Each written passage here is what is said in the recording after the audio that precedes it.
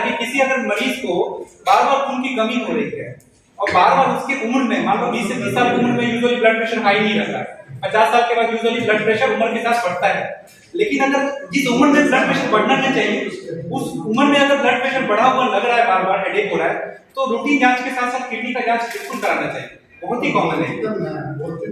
लेकिन प्रॉब्लम ये होती है कि हाइपरटेंशन के साथ भी बहुत सारी बीमारियां एक साथ चलती रहती है।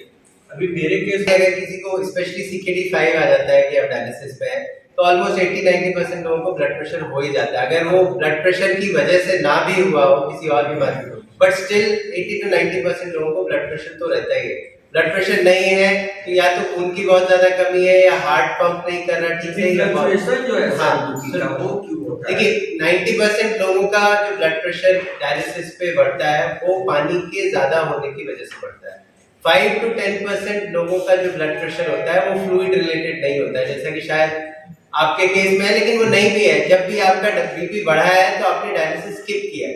नहीं सर, 240-245 भी आ जाता है। 5 to 10% लोगों का ब्लड प्रेशर लेबाइल होता है, बहुत अनकंट्रोल्ड होता है, बिकॉज जो इतने लॉन्ग स्टैंडिंग, इतने ज्यादा समय तक जो किडनी में क्रॉनिक चेंजेस आए और बाकी जो हमारी खून की नसें हैं, इतने सालों तक वो जो ये शुगर बीपी इन सब से जो एक्सपोज रहे उसमें चेंजेस आ जाते हैं, तो वो ब्लड प्रेशर कंट्रोल करना इतना आसान नहीं है, वो दिक्कतें रहती हैं। आपकी बात तो ऐसे भी कारण है, एक तो जैसे बोला कि एज के साथ 50 के ऊपर अपने आप होता है, दूसरे जो सबसे इम्पोर्टेंट कारण है उसमें किडनी की बीमारी महत्वपूर्ण है।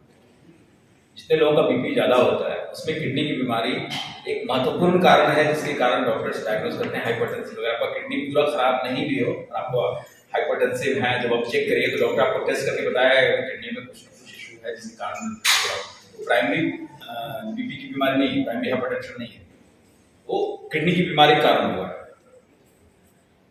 किडनी की नसें तो कोई भी ऑर्गन में कई तरह की नसें होती हैं। एक बड़ी नस होती है जो मेन रीनल आर्टरी होती है, उसमें चेंजेस मिल सकते हैं, लेकिन जो एडवांस किडनी डिजीज है उसमें माइक्रोवैस्कुलर चेंजेस आते हैं। जो किडनी के अंदर छोटी छोटी नसें होती हैं, कैपिलरीज होती हैं 5 mm 8 mm, उसको हम कुछ कर नहीं सकते, वो लॉन्ग स्टैंडिंग चेंजेस है। उसका इलाज ब्लड प्रेशर की दवाइयाँ ही है, एडिक्वेट डायलिसिस है, शुगर कंट्रोल है, इसके अलावा कोई इलाज, तो उसका इलाज वही है। और फिर किडनी ट्रांसप्लांट ऑब्वियसली।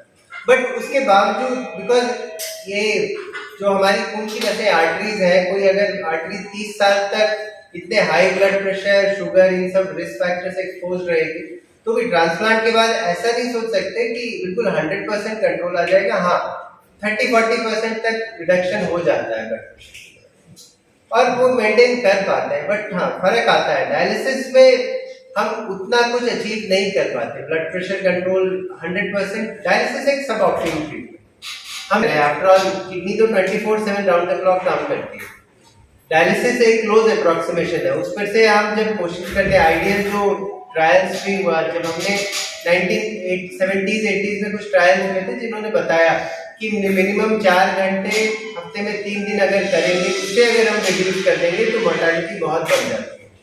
तो 12 घंटे भी एक क्लोज अप्रोक्सीमेशन है, वो आइडियल नहीं है। हम बिकॉज ऑफ लॉजिस्टिक रीजंस कि आना जाना आसान नहीं है और किडनी की बीमारी एक मॉनिटरी बर्डन भी हो जाता है फैमिली के लिए, पेशेंट के लिए, तो फिर हम उसको 8 आवर्स करने की कोशिश करते हैं, बट ये आइडियल नहीं। आइडियल ट्रांसप्लांट कभी भी हम एक नेटिव किडनी, नॉर्मल किडनी को डायलिसिस के द्वारा रिप्लेस करें, तो वो एक सब ऑप्टिमल ट्रीटमेंट ही रहेगी।